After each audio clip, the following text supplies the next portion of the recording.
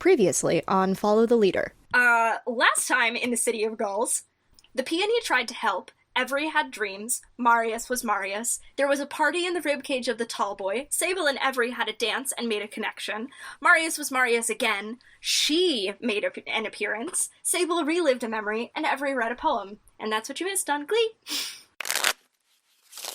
And she sits down across from them and says, I believe a lot has happened recently, hasn't there? You might be understating it. And they take a drink. I don't know which to approach first, but I thought you should know that I felt something happen recently. I sort of want to have the scene with Sable and Marius, though, and I definitely want the peony to be there. I'll do it. Well, you can do that, and I'll just have Theo around, and we're just now establishing that they be here. So, alternatively, if you want to be doing something, Theo could have gone and got Sable and the peony. While they're sitting there having that conversation, Theo just runs in. We now return to your game, already in progress.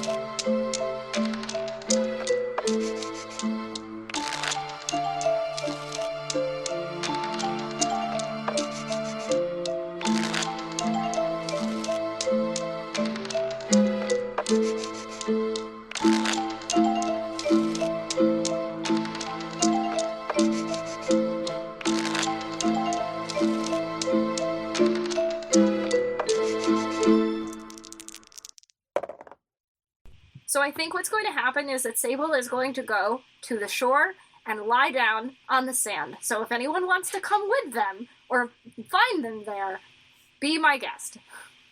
Like, Sable's going to, go to, ostensibly just, walk, and then they're like, no, I'm really fucking tired after all that, and then they sit down, and then they're just lying on the sand. They're so tired. there's been a lot happening. There's so much happening. Someone please help them.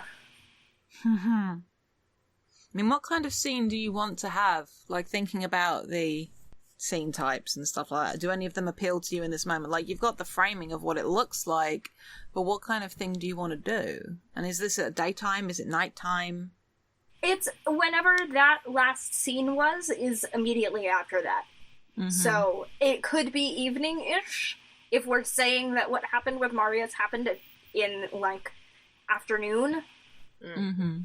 So, yeah, let me go look at the scene frameworks again. To see if anything jumps out to me. I don't know. Because, that's just what I'm feeling right now. Does anyone want to come talk to Sable? It can be literally anyone. I mean, I'll happily bring Every in, who is feeling somewhat rattled themselves right now. It doesn't have to be a saga of Sable and everything. It can just be two lost people having a moment. Oh, no. You know what I want? What do you want? I want an omen. Ooh. That's I don't know what kind of omen it is. Well... Ooh. Yeah, please go on, Dora. I was going to say, we have the motif about images in the lightning. So... I was actually thinking about that, about Sable being at the shore and a thunderhead, rolling in, and you can hear the thunder and see lightning in the distance, but then there's a crack of lightning, right above Sable, and there's just the scream of this gull that got struck by lightning, and it falls not directly at Sable's feet, but in front of Sable, and it's charred to the point where all of its feathers are black. Oof. That's not helping Sable's current state of mind at all. Not at all. I'll bet. Not at all. Because I think the thing that Sable is thinking about right now, with the peony talking about, there are certain things that you cannot hope to understand, and all of that sort of stuff at the end. One of the things that I realized that I think that Sable feels after that conversation is that they feel like on some level they understand too much, and that's why they're still here. So I think that doesn't help. Fair. Did Theo follow them down to the shoreline? Yes. Oh. So Yes. Theo sees this happen too. Yeah. Does Theo see this omen? Or is this just for Sable? No, it's a real gull. Oh, not it's a like... real thing. So Theo sees it. Yeah. Okay. I want to be like Sable kicks it, but Sable's already on the ground, so like... They're just kind of like... Ugh. And because of who I am as a person, if I may add a detail, I think and you know how sometimes storms just roll up on you super fast? Yeah. I think that happens, and there's the smell of this charred meat and feathers. It's gross as heck. And then the rain begins to pour. And it quenches what the still smoking rains, but like that smell stays with Sable. And like Theo dashes over and like stretches out like the side of the baggy clothes that they wear, like sort of coat, poncho, tunic thing, and like holds it. You said Sable was lying on the ground, right? Sable is lying on the ground. Like holds like their sleeve to form like a little like shelter over their face, and is just like looking down at them, like, do you want to stay? Sable laughs a little bit and goes, "I'm not going to melt. I just wanted to check that, you know, if you want to get rained on, it's okay. I'll go. But I just wanted to check you went." They don't finish the sentence. Thank you. I'm as okay as I suppose as any sane person could be. I don't think I've ever seen that happen before. Nods towards the flambéed bird. The fucking bird. We get storms all the time, but... And they look a little discomforted. I don't think death is anything new to Theo by a long shot. But, like, I think there's something about seeing something so visceral like that maybe catches them, especially with all the talk with stuff they don't understand. And, given the strong scent of ozone in the library earlier, and then this, and obviously that same smell lingering in the air, I think there's a potency to it. Yeah. I think Sable had their eyes closed for a moment, and they open them again, and they just look up at Theo, and they go, "Sit down, if you like." They just let their arm drop, because Sable doesn't seem that fazed by the rain, and, like, sit beside them. Their hood's up. It usually is. Not to sound like a book, some things are... They wave a hand around. I'll be honest, I don't always understand it myself, but sometimes these things just happen. I don't think it's a coincidence that it starts happening after Marius and I show up, but sometimes they just are. So I wouldn't worry too much about it. They look at the bird. They look back at Sable. "You don't know me very well, do you?" No. "I'm a warrior." And the tide picks up and carries the bird into the sea. I'd have a detail, Ooh, yeah. because it's something that we haven't heard from in a while, and I just want to introduce it just as flavor. Maybe in the distance, way far out, you see something breach the surface of the water, and it's just this giant crab claw that comes up and then just slowly slides back down under the water. Daddy Crab is here! Theo goes, "Sable, what the fuck are you talking about?" What the fuck is I'm that? kidding. I'm kidding. Sable doesn't No, say I it know. out loud. I know. It's all good. I love this ambiance right now outside my window. Can you hear it? No. It's thundering. That's so good.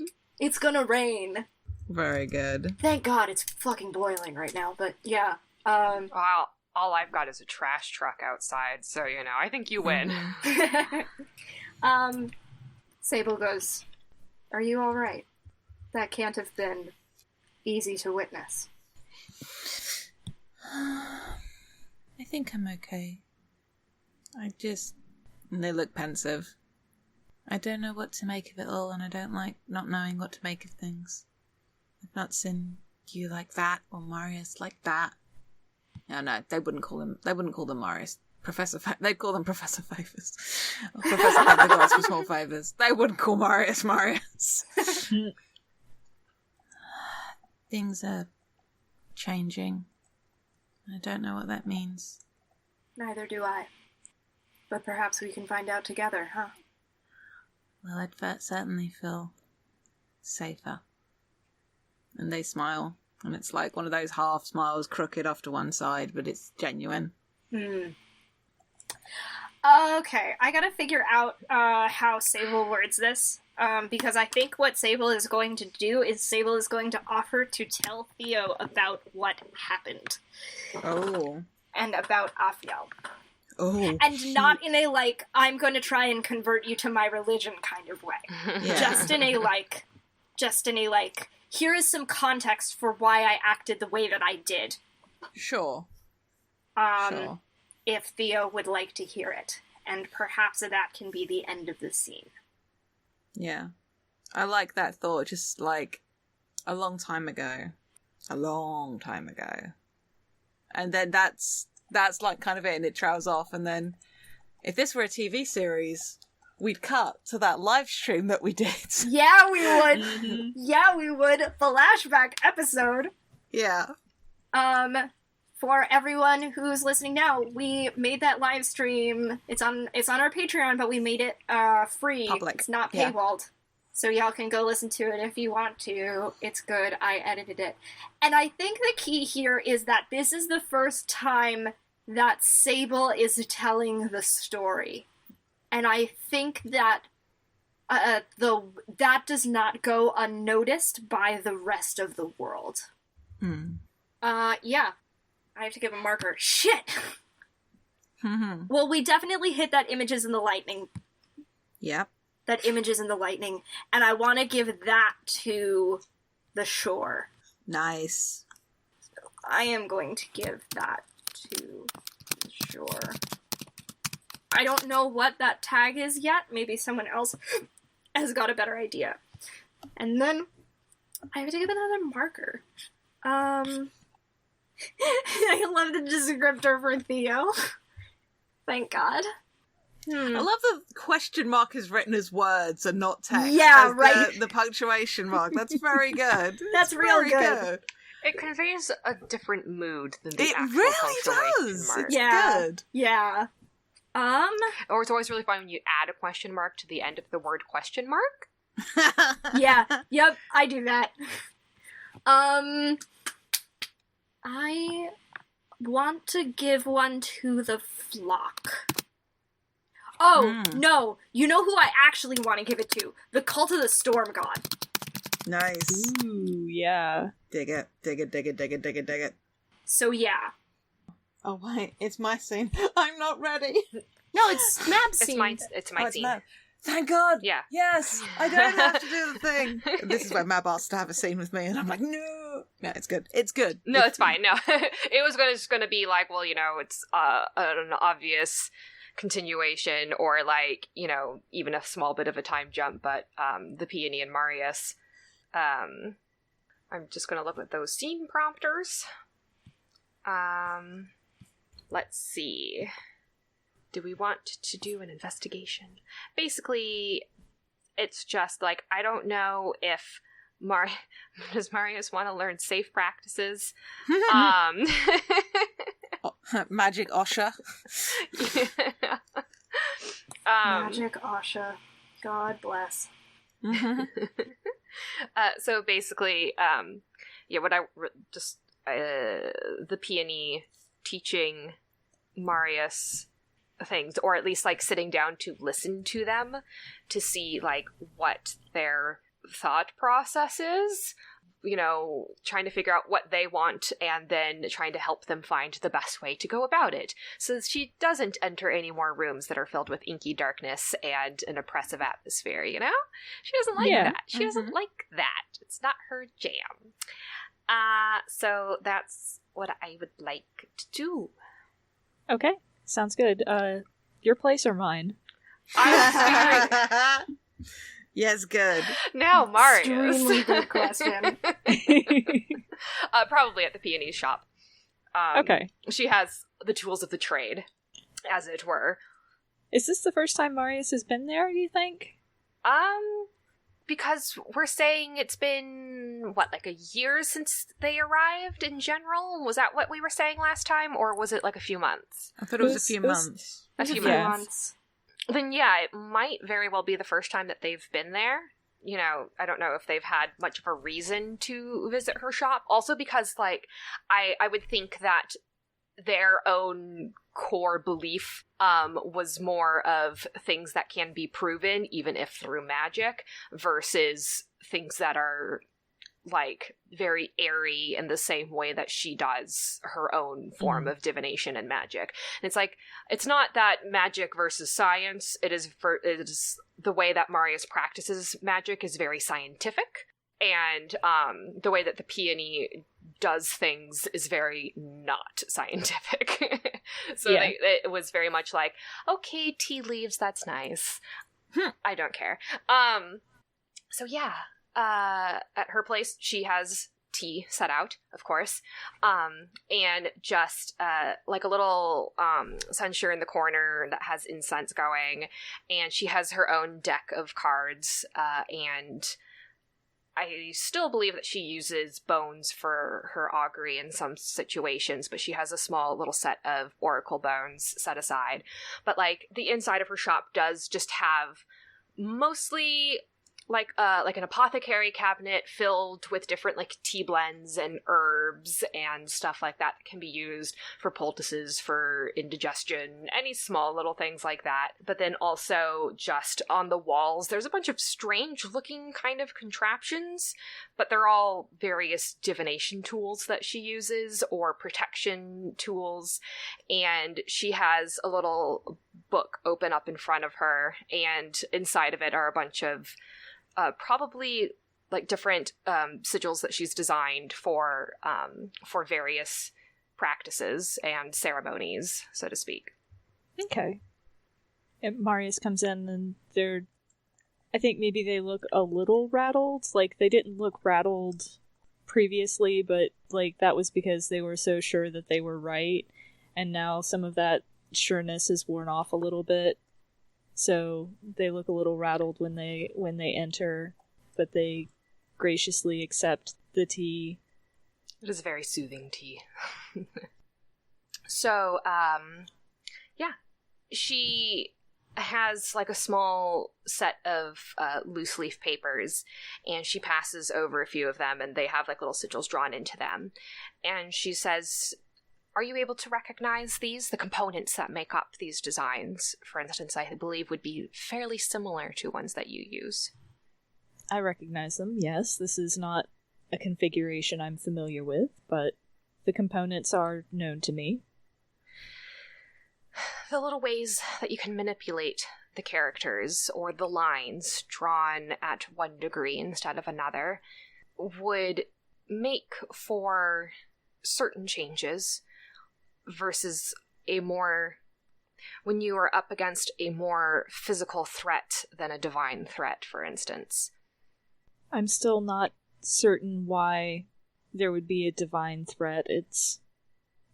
I suppose it is some sort of temple, but I'm not convinced that it's any sort of God's work, why it's been lost. Anything that has been pondered over and thought about and studied becomes in a way divine in its own right. Given a long enough time span, I think. It might not have started out that way, but it has ended up such. Don't give Marius any ideas now. If they're gonna get some ideas, it's going to be under strict guidance, okay? The peony says, I want you to take a friend with you anytime you do a summoning ceremony. Oh, I was thinking about Marius, being like, if people study me enough, maybe I'll become a god. See, I was thinking the same thing. Yeah, I got you. I took their vanity for granted. I forgot. Didn't Marius literally say something like that at the party, too? Yeah, he did. Yeah. So they did. My apologies. Did they say it to the peony? Yeah. Yes. Yeah. That's right. I forgot they had that conversation there. Yep. Alright. That was me forgetting. The peony probably very pointedly said that then. Good. It's really good is the thing. It's really good is the thing. It's really fucking funny. I forgot who spoke last. I forgot whose turn in the conversation it was. I think Marius just, looks at the sheets of paper, and whether it's divine or not, it still needs to be studied. What calls you to it? Whose voice do you hear when you think about it? The mages of Anukar, my people, when they still lived, sought to understand everything, every mote of dust, every ray of light, every shadowed corner deserves to be known. And being known in obscurity does not seem like a safer path? Sometimes knowledge is not safe.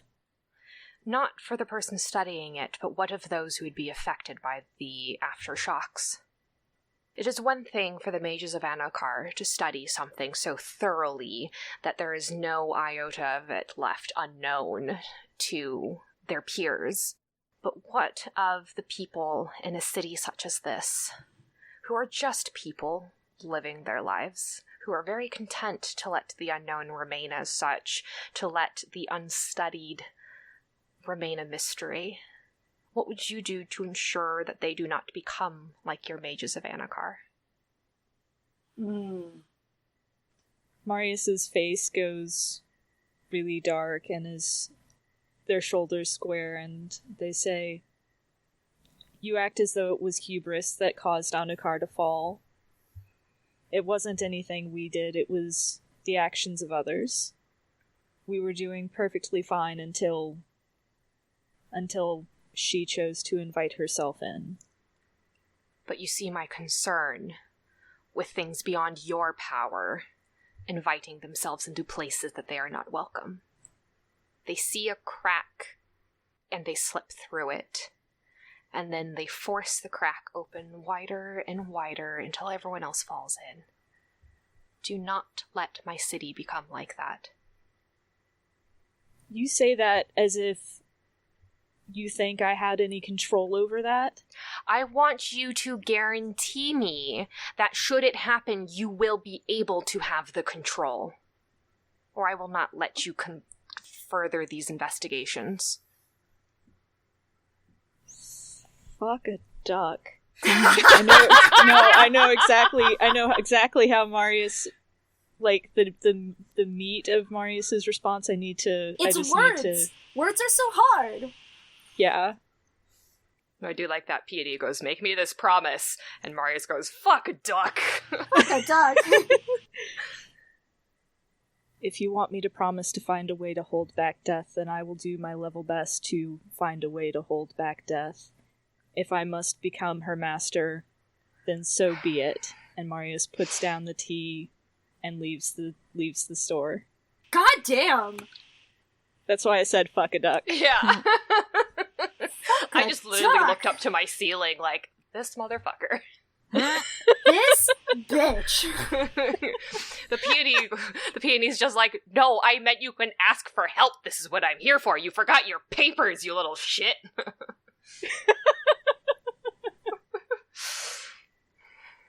No, she doesn't actually respond. She just sits there and watches them leave. And that's it. I'm sorry. Don't be. This is extremely good.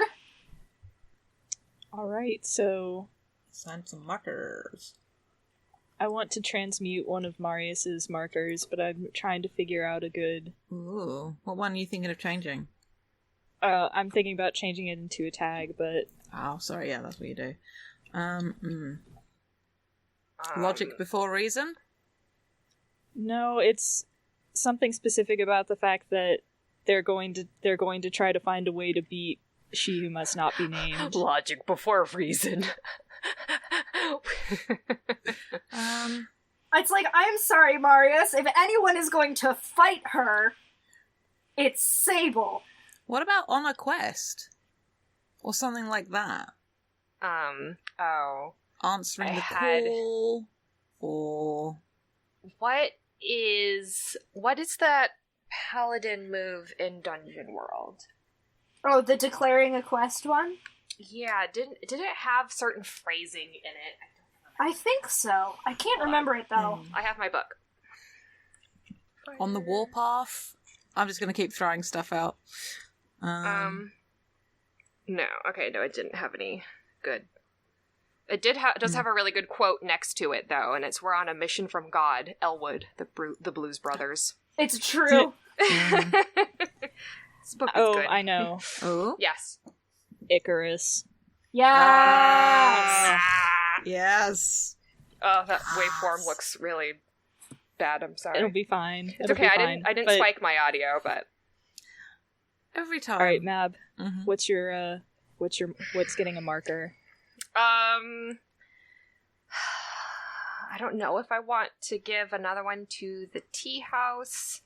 I was thinking if it would be like the first and hopefully not last line of defense.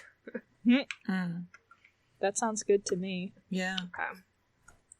I would also maybe argue that the motif of metamorphosis has been hit because Marius is changing. Into a not so beautiful butterfly. It's more like the difference of being an academic versus being a war mage. Like, their purpose is changing. Yeah. Yeah. I don't know whether that just means that's a marker that would go to Marius now, but that definitely feels like something that happened, and we're seeing this shift in them. Yeah. I'm here for that. Okie dokie. Okay. Now it's me. Okay. Yep. Now it's going to be a Sable in every scene. Okay? Yeah. Now it's got to happen. Now we go. Yeah. The question is, what kind of scene? Because they haven't spoken, I don't think, since the poem.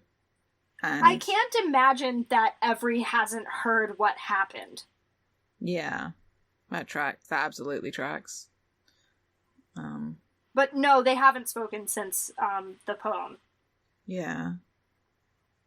Is it the same next day, or is it more time has passed? Like after that day and after the omen. Mm-hmm. I want there to be Meanwhile, more of a skip. But that's that just can me. be. No, that absolutely can be. I also trying to think when that meeting with Violet happened, whether that was happening while that stuff with Marius and Sable was going on, or whether that was off on its own timeline. That would be good. Yeah, that's what I Ooh. was... Like, the visual of those two things happening, like, this darkness being banished in the library just as every As it coalesces extinguishes... down. Yes. Yeah, as every extinguishes that flame down in the tunnels, like that. Yes. It's like you shoot it in such a way that it looks like, the library's up top, and then the darkness kind of like, because it sucked in beneath the It sunk into the floorboards, ground, and then it yes. just kind of like seeps into the screen below it and just kind of like washes everything in darkness. Yes. Fuck yes. Somebody should let us make a TV show, y'all. We're very cinematic. We do good visuals. I was a film minor. I can do it. I was believe an it. English major. I know symbolism. Symbolism. Symbolism. Okay. Where does this happen and what does this look like? Oh. Oh. Jade, I love when you do that, but I also get so scared. It's not the same as the Dora O, but it has its own connotation. No, I know it's not, but I still get so scared. Still like, oh shit, what's Jade gonna say this time? Ah, shit, here we go again. When I say that this is a confrontation, I don't mean it in the aggressive sense, because that's not the connotation that they have, and it's not the connotation that I want. Okay, but I think I know what you mean. Mm-hmm. Yeah. Like, because Every and Sable had that moment in the temple to her. And Sable clearly knew enough about her in that moment to understand why Every was wigged out. Yeah. But they didn't talk about it. Oh, and now Every wants to talk about it? Every has now heard that Sable lost their shit at Marius and was throwing that all around. And, would Theo have spoken to Every? Real question hours. Oh, I don't think Theo would have told Every exactly what Sable told them. Because that's not what Theo is. That's not what Theo's about. But I think Theo, because of who Theo is, maybe went to see that temple, and Every was sort of like circling around. Oh my like, god, don't Theo! go there. Theo! Theo would have wanted to know what it was and then to avoid it, but Theo is innately a curious person. That's part of their whole shtick. Theo! That was not the point!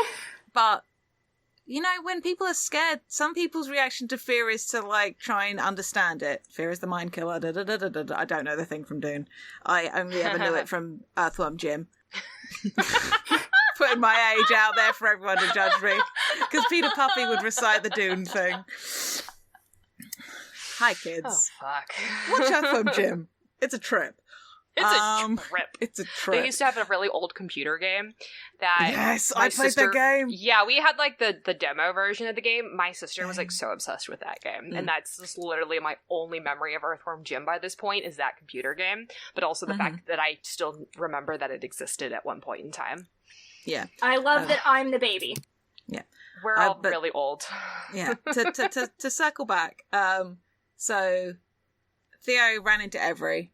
And what Theo told Every was that Sable told them a story, and it wasn't just a story, and talked about her a lot in it. Didn't give the details because it wasn't theirs, but like whenever it was just like, "What are you doing here?" and Theo's just like, "I needed to understand why Sable told me about her," because I don't think Theo is too young in a world where she's not necessarily had enough of a presence in an obvious way. No, I don't think so. And so Theo now knows about her, and Every knows that Sable is the one that told them. Yeah. So I think that's what this is about.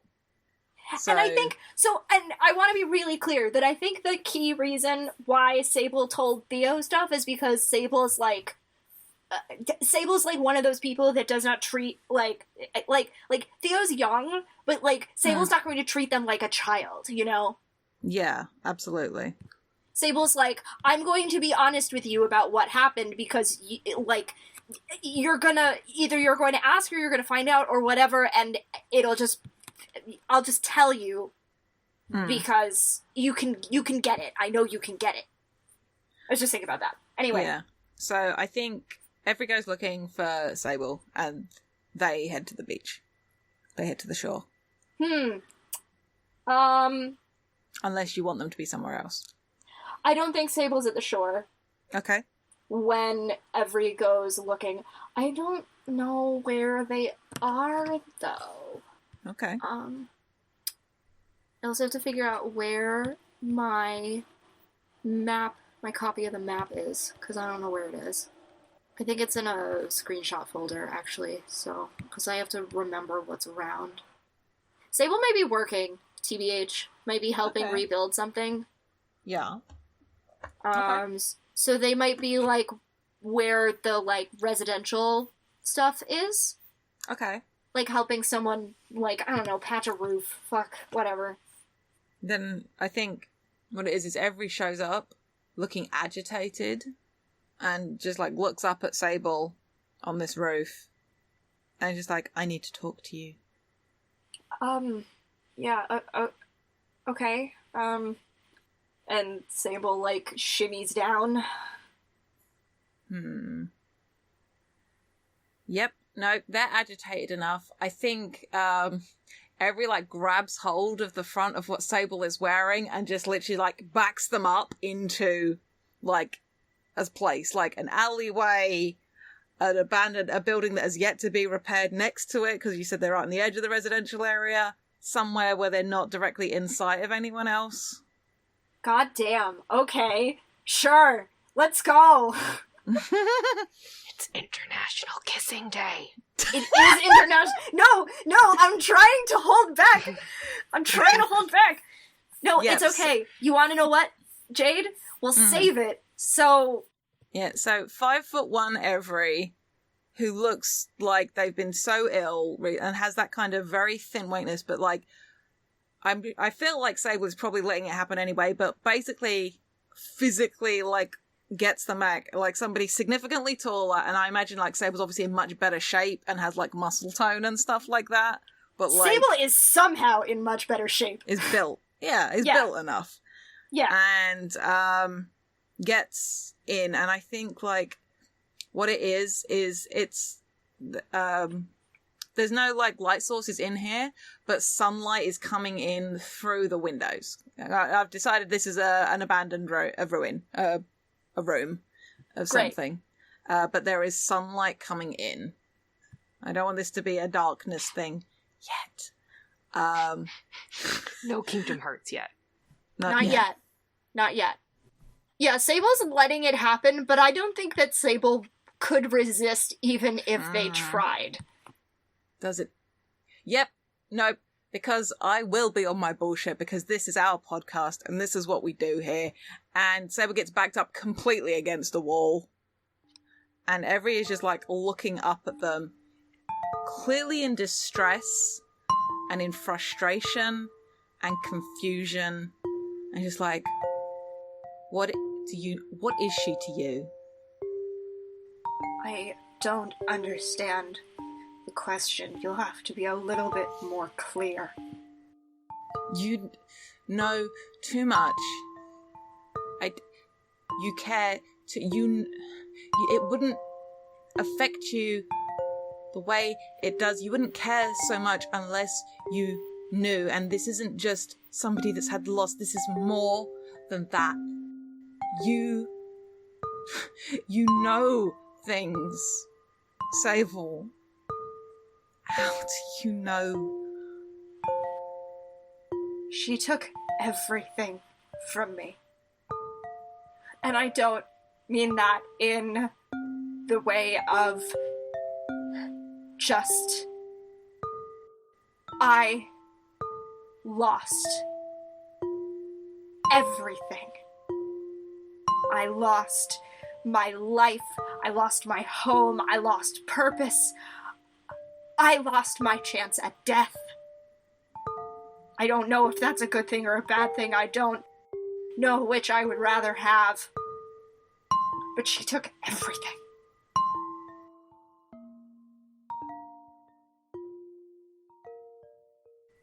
I feel like Sable should probably have been more stubborn, but I think they're so surprised. Yeah. And overwhelmed. Yeah. And they think something about Every at this point. So it kind of tracks that they of all people would be somebody that they don't instinctively put that wall up for whatever reason Sable has. Every read a Psalm of Athiel, like, from memory. Mm-hmm. And Sable doesn't know it because Sable doesn't know it because it was written after their world ended, but the words are the same. The rhythm of it is the same. So they know. Yeah. even if they've never heard it before. Yeah. So. Yeah. And I feel like where this will get you, where Every's hand is on against like Sable's chest, like their hand kind of clenches slightly, like they're trying to keep themselves up, and it bunches in Sable's clothes, and like whatever fight in them in that moment, they sort of relax because like this is understanding, this is. And their hand, as it catches in Sable's clothes, their fingers hook over the chain around Sable's neck, so the ring is in their palm. Yep. Oh, I knew you were gonna say that. Fuck. Oh God.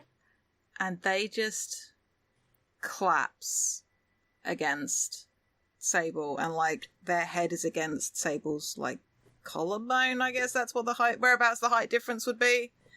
Like, so their hand is there, and like their face is like pretty much next to their hand. I think it's warm. The ring. Mm-hmm. For the first time in 200 years. Sable's obviously going to catch Every. Yeah. Duh. Duh. Duh. And they say, sorry. No. And I think they don't even realize it, but Every has started crying, and they're just like, no, I'm sorry. I'm sorry that you lost so much. I'm sorry that she took so much from you. And they're like looking for words that they don't have. I'm gonna quickly see if I can find a thing. Panicked searching. Panicked searching. Yeah. Oh, yeah, shit. I'm sorry. I hate myself. I don't hate myself. I feel like against Sable Chest, Every just starts murmuring. And I feel like when you don't know who you are and the only thing in your head is a psalm, you know that psalm and that is your touchstone. You know those words better than you know yourself.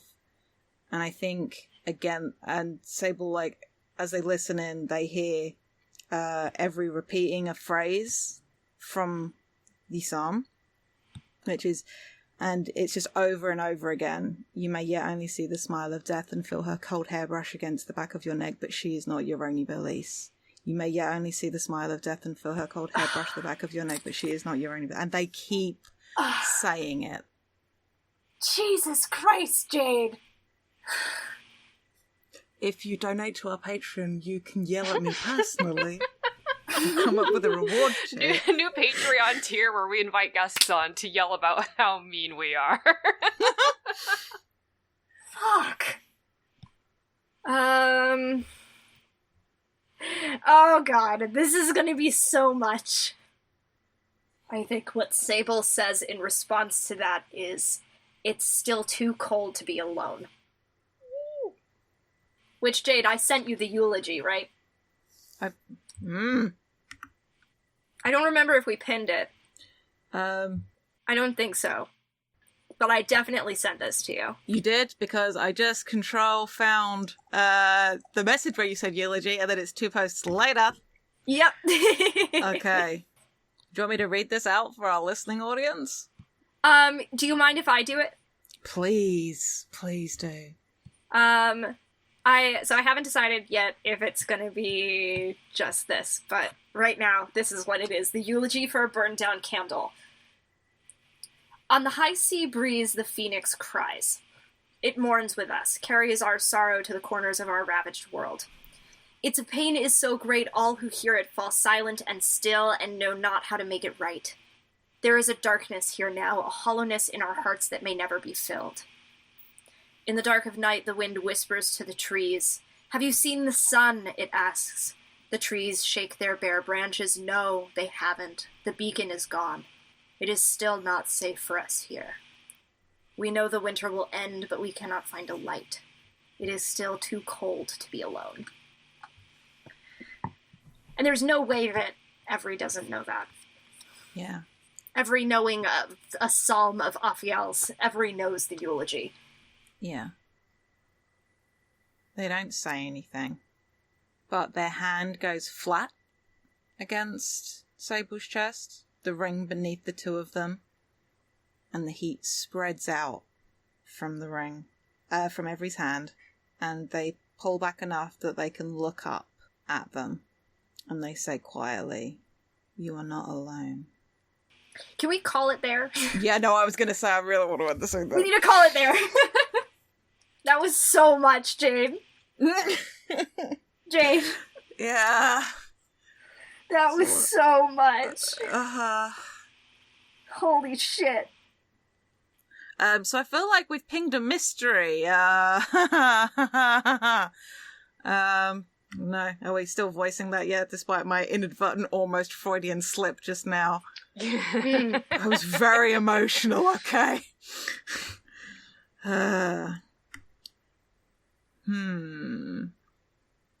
Like, I want to give I feel like I want to give a marker to Sable, even though I know Sable has fucking loads. But... yeah, nah. Can Sable get a new tag, Loved by the Gods? Sable get a new tag, Loved by the Gods. Hey, this game is so good for long-form play. I knew it was gonna be, but damn. Least new markers assigned at the end of every scene by the player found it. Additionally, markers get assigned when players invoke motifs in relation to characters, locales, or organizations. We do have an organization that was struck out on the list. I can't remember why we struck it out. Whether it's because we didn't want it, or... yeah, we can call it. Because I feel like the reason why I struck it out was because I felt like we didn't know enough about it yet, and I feel like we still don't, but I think that we can call it and still we just don't know enough about it, really. Sure. But we can give them a marker if you want to. Yeah. Okay, so, yeah, we're gonna give if we're gonna say it out loud, the Cult of Aphiel is getting a marker. Yeah. So, I'm kind of enjoying leaving it struck out looking, because it feels appropriate. Because we can obviously still read it. I don't think it's super in existence yet. I think it's there, though. I think the feelings of it are there. Yeah. I'm gonna say something, like, super kind of cursed. Is the Cult of Aphiel in this verse Davy's cult? Is Davy in the city? Davy can be in the city if you want Davy to be in this city. I was thinking about that how... when you threw Theo in there, and I'm just like... I was going to say, all characters exist in all the verses. It's true. It's just whether or not we see them. Davy might be there. I love that so much. That's such a good thought. Okay, anyway. I don't smoke, but I feel like I want a cigarette right now. I've never smoked in my life, but periodically, like, I want nicotine. That's such a fucking mood, though. I'm not gonna lie. I get that feeling all the time. Emotions, y'all. Okay, that's my scene. Alright, Dora. So, does anybody want to play a ghost? Me! We all Dora, know we've how talked Kale about feels this! about ghosts that don't get enough screen time. Wait, Dora! Is it them? Is it she? A different she? Yeah, obviously. Yes! Yes! I think I talked to Dora about this, like, almost a year ago. Brilliant. God, it has been almost a year, hasn't it? We played the long game here at Follow the Leader. We play the long game. Dora, did you ask that question knowing that I was going to cheer? Alright. I kind of figured you might say a thing. Listen, I've got them. They're ready to go. Let's go. This ghost is ready to haunt. Let's go. Because the way I'm seeing it is Marius is now on the path toward trying to figure out how to stop a god. God and fucking damn it, Marius! and In which case the peony's like, that's not what I meant, but okay. Go off, I guess. Somebody draw the peony doing the old man pose. I guess I'll just sit here then. Yeah. Don't worry, like it'll come back to the peony at some point, but Marius has to be Marius first. They don't want to know anymore. No, I'm just kidding. They want to know so they can scold you for unsafe practices. Now, to their credit, when they decide to invoke the summoning name of their ghost, they do use some of the sigils that the peony showed them. And I think this may actually be the first time that they've used this name. Like, they know they've had the summoning name with them for a while, but this is the first time that they've actually used it. Dora, it's the full name from the Things Eldritch and Terrifying game. Is the name that you want. I have it written down somewhere. Hold on a second. I'm gonna pull it up for you. No, I know. I also couldn't remember it, but I was like, I needed to be clear that that's who they are. That's who you want. Is my point. All right. And so they arrange several candles. They know how to invoke this summoning name, and they arrange some candles, chalk the sigils in a circle around the candles, and they sit in the center of this circle, and they intone in a voice that is probably, I'm trying to decide if it's quieter than it should be or if it rings out in a way that it shouldn't. Ooh, I like the latter. And they say, "Our love, it was stronger by far than the love of those who were older than we." What does it look like when you summon a ghost? I want someone else to decide this, because I don't know. How's this? You said there were candlelit. It's candlelit, right? Yeah. Otherwise the room is dark? Yeah. Okay, I think... You know how when you have a singular light source, like it can pick up dust motes in the air? And I think the dust motes start to coalesce and form together, like something is like, you know when you put like a magnet under iron filings on paper?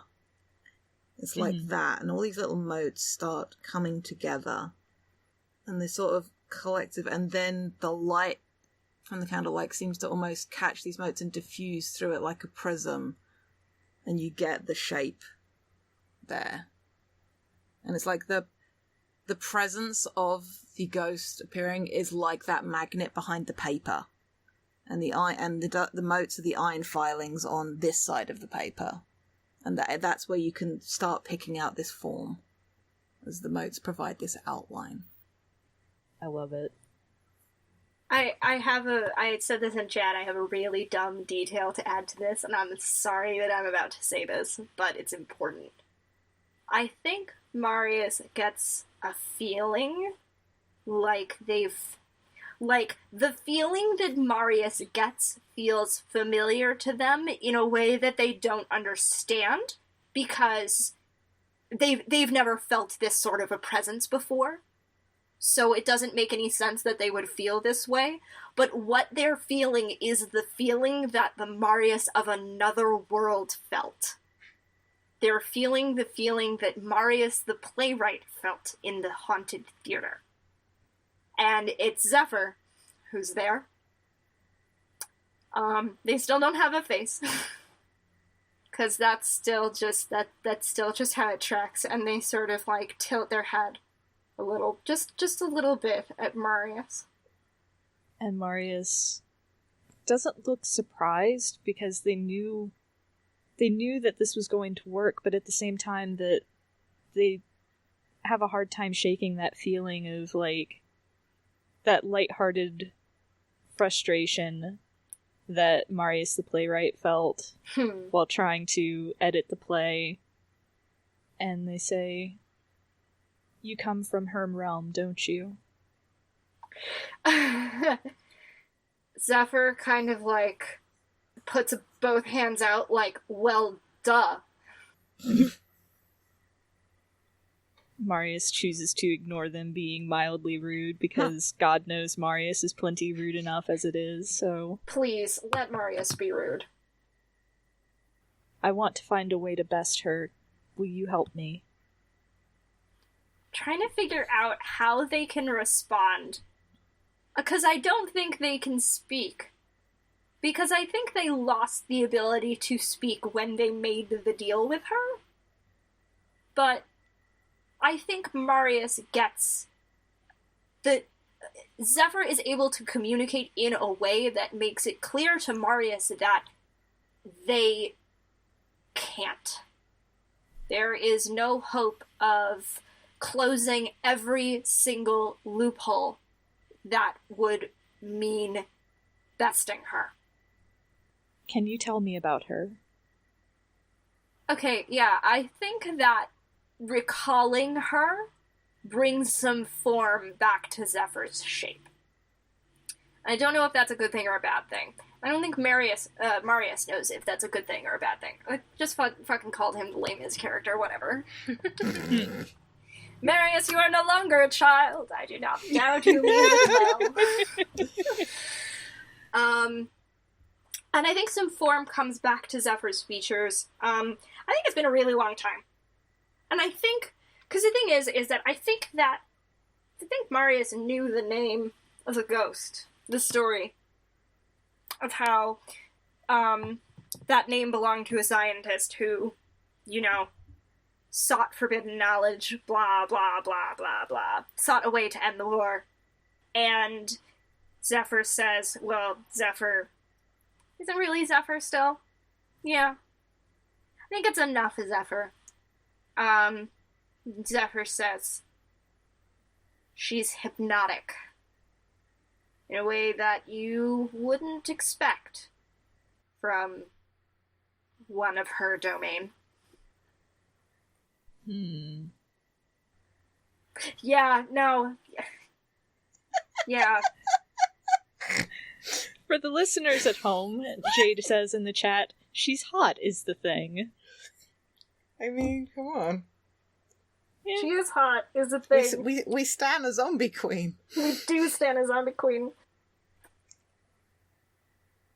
I will keep that in mind, but I will not let myself be swayed. I need to not let myself be swayed.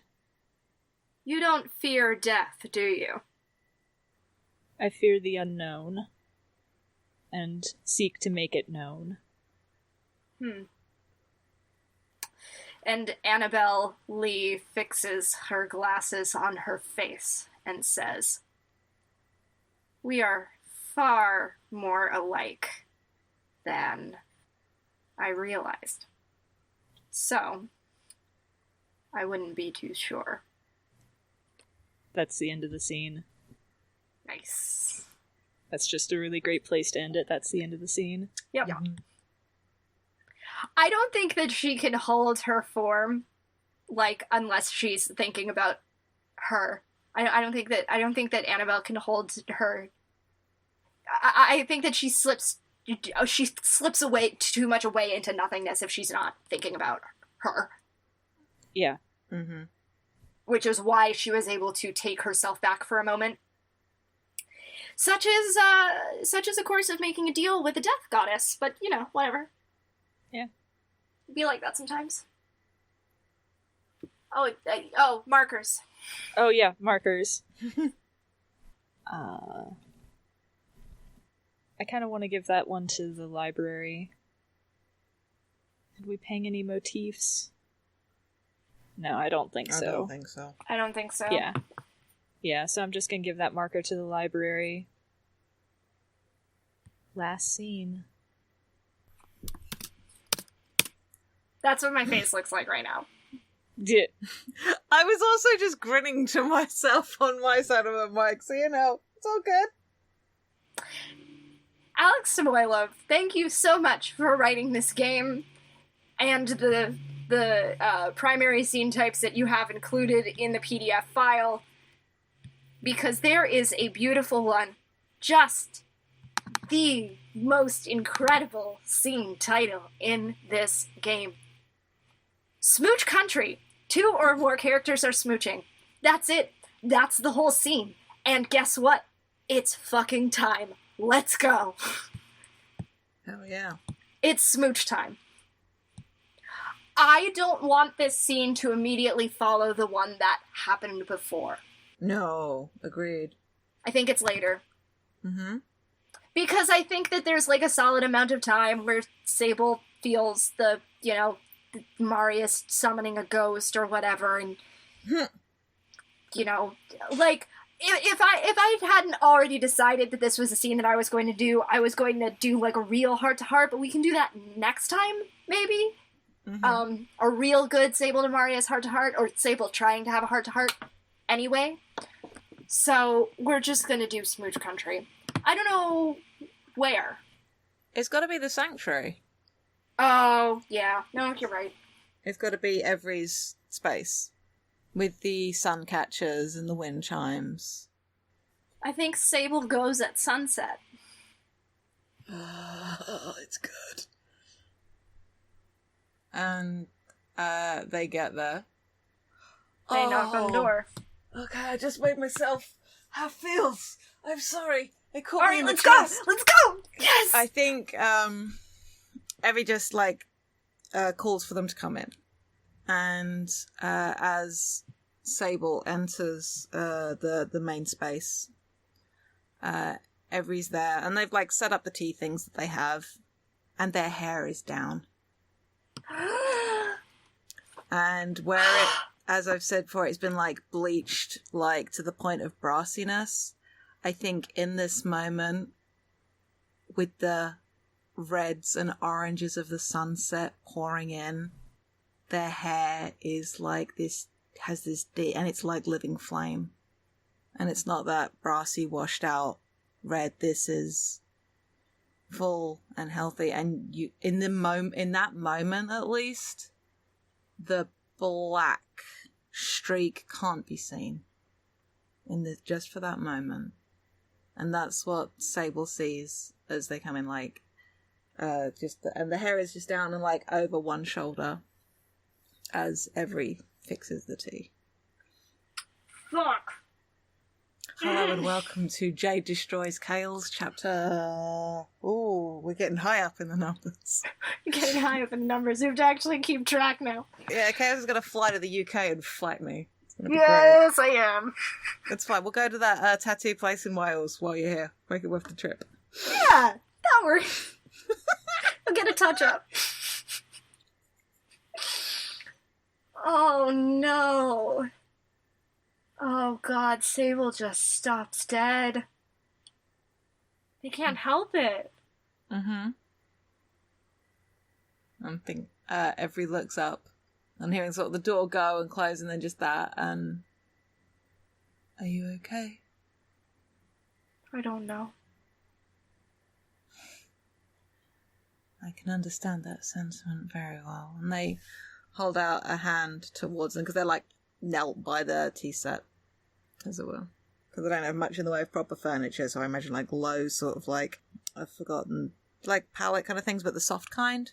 Mm. Yeah, and just those, and sort of gestures for Sable to join them. They do. The moment's broken, I think, so they're not. Yeah. They're a little shaky, but the moment's broken. Okay. See, the thing about a scene called is Smooch Country is the weight of expectation pressing down upon you, wondering how you make port in Smooch Country. How you traverse the land. Well, so here's the thing, is that, I know probably what it is that's going to be the clincher here. We just need to get there in the conversation. Mm. So, yeah. So, I don't know that Sable necessarily knows what to say right now, but I know at what point will probably be the turning point Okay. to get us to make port. Your metaphor, not mine. It's good. Here comes the smooch train. Pulling into the station. No. It is a really nice to say, hey, I want to do smooch country and go into a scene with the expectation that there is going to be kissing. Like, it's really good. It's like stealing time together. Yeah. And yeah, I feel like with that man broken, I feel like every pours the tea and hands a cup over to Sable. And the way they hold it, like, obviously, their hands brush because, come on. Obviously. But, like, the heat that bleeds into Sable's hands isn't just from the cup. It's from, like, Every's hand as well. And it could just be because they were holding the hot cup. It's not just because they were holding the hot cup. But, you know. I think Sable knows because, you know, Every's hands can light on fire. Still. But yeah. Here's a detail I'm going to add. Sable's dressed down a little bit, and the chain is visible. They've got a couple buttons undone, maybe? And my It's already shirt hot enough opened, in here. maybe? Not like titties out. No, like but- Henley.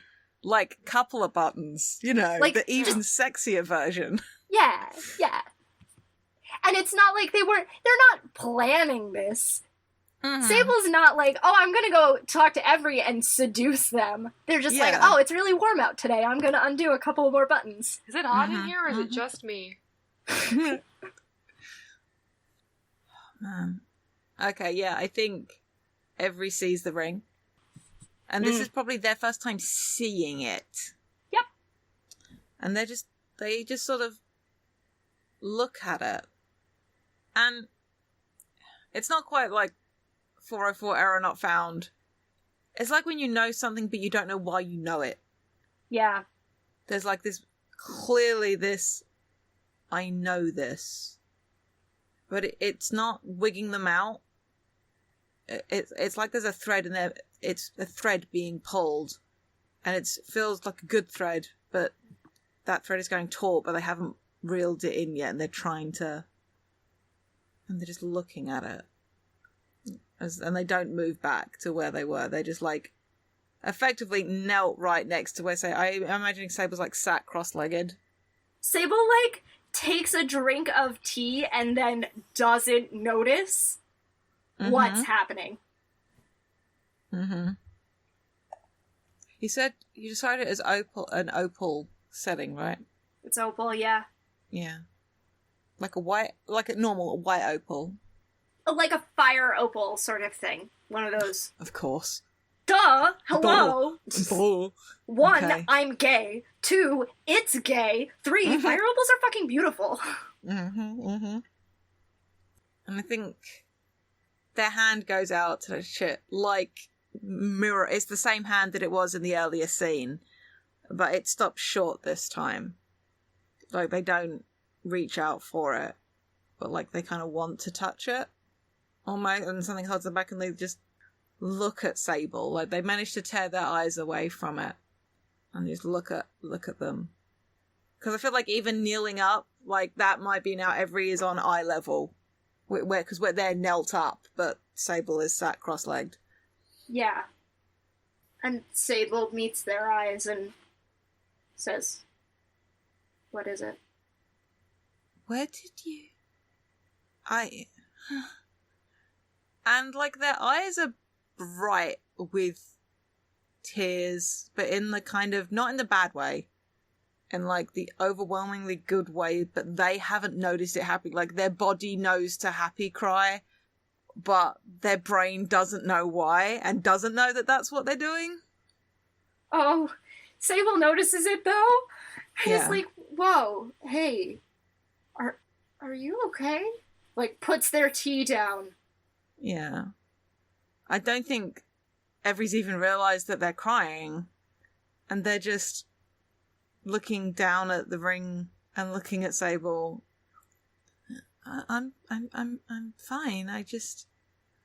I know this. I think. Isn't that strange?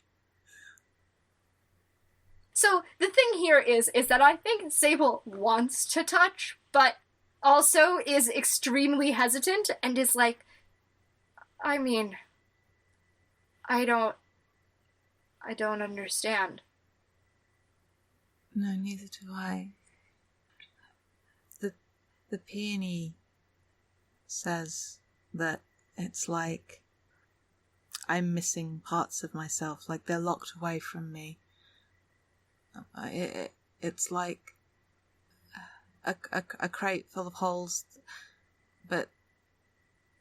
and it makes me lighter, but it means that I'm not right in myself. There's so much I don't know and I don't understand. And I want to know and I want to understand. And I know this and I don't know why, Sable. But it feels...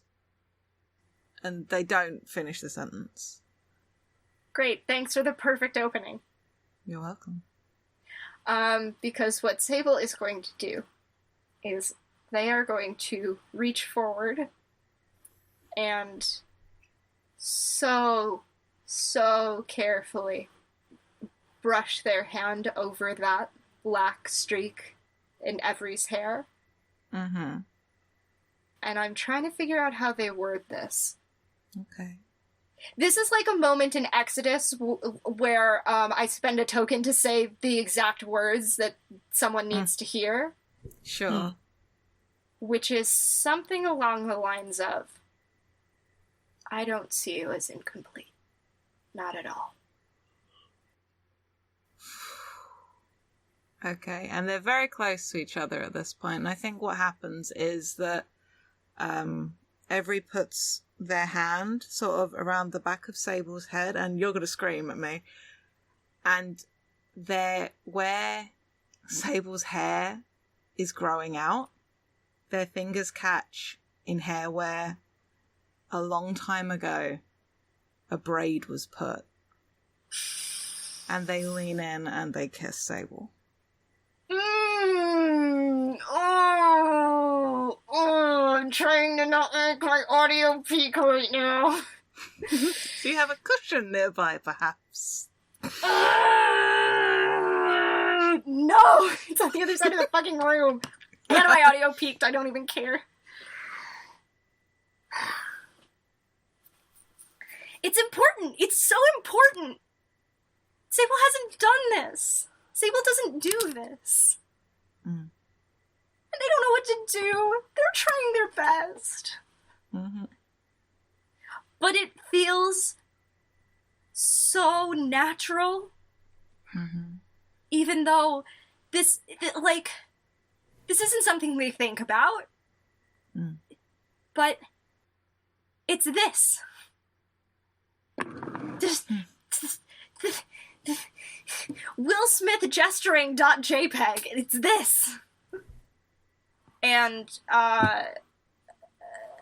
their hand ends up on Every's shoulders and another one on Every's cheek. 'Cause, duh. I mean, Every's, 2 seconds away from crying, so, obviously. And obviously their skin is warm to the touch. Obviously. Duh. Yep. Duh. And I think it's got to happen. So Every has the one hand on the back of Sable's head, caught, nape of the neck, fingers sort of tangled just in the hair.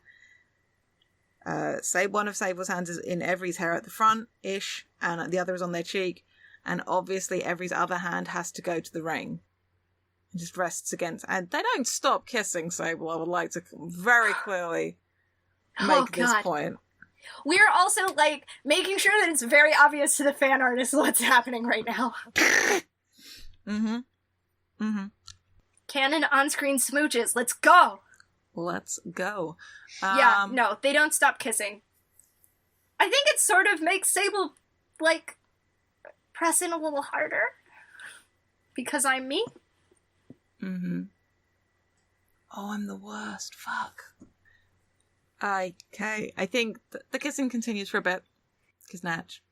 There's only so many ways I can describe it before it's either get boring or hornier than I want for this moment, because that's not what this is about. Yep. And the kiss breaks, and like they rest their forehead against Sable's, obviously, because it's good. And they say quietly, "I felt so lost for the longest time, and it's like you're a beacon guiding me."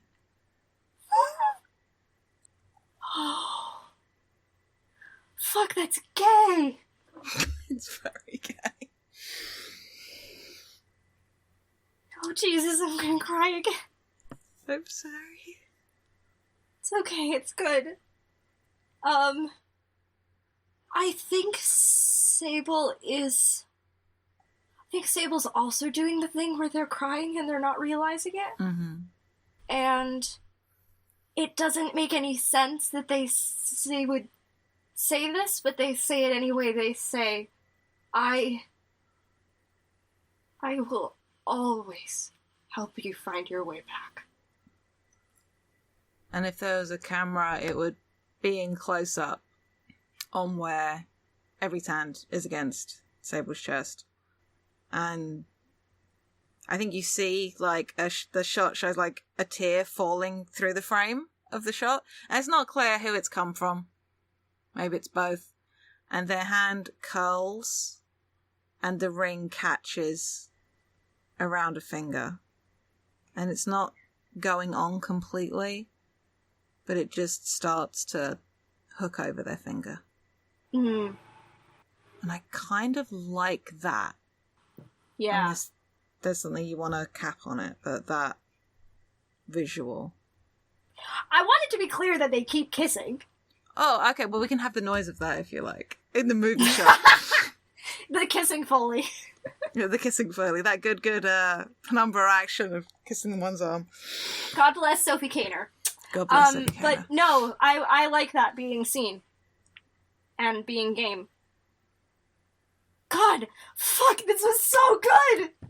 Mm-hmm. We hit so many good beats! Holy shit! Marius is gonna fight a god. Oh, it's gonna be great.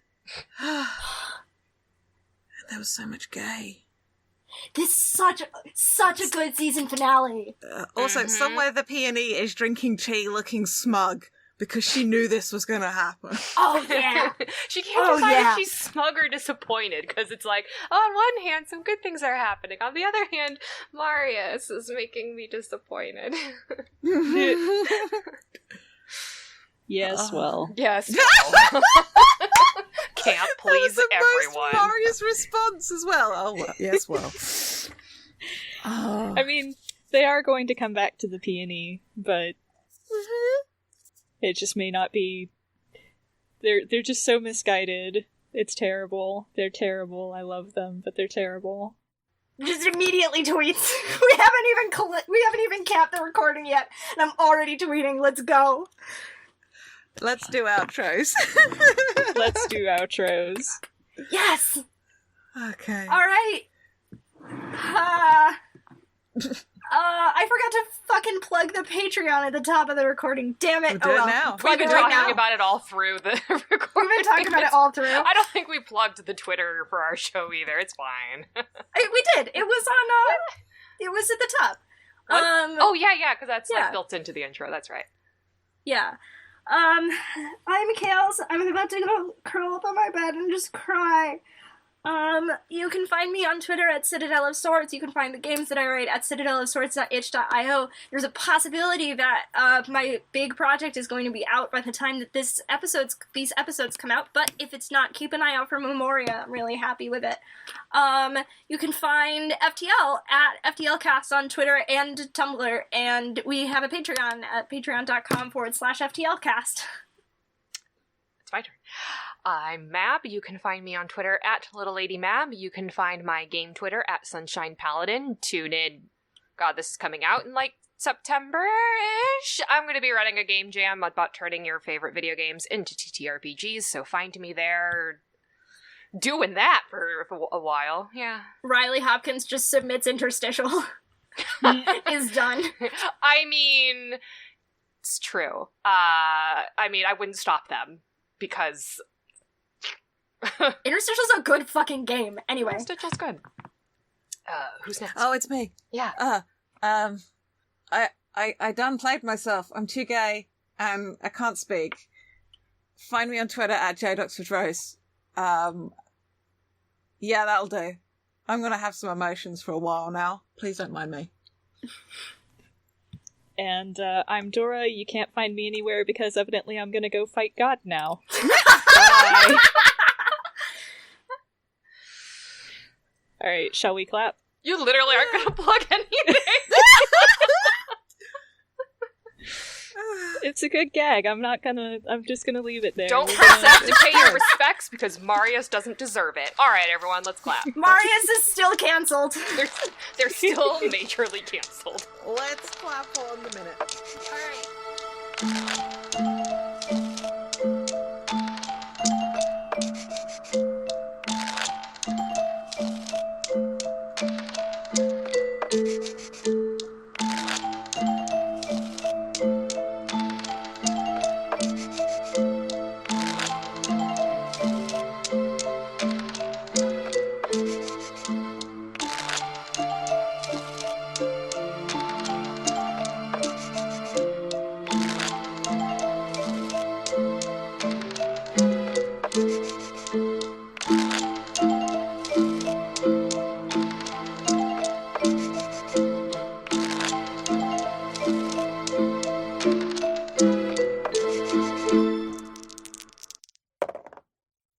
Hi, it's Dora, and I just wanted to thank you for listening. If you've enjoyed us, please consider leaving a rating on iTunes, telling your friends about us, or tweeting about our show using the FTLcast hashtag.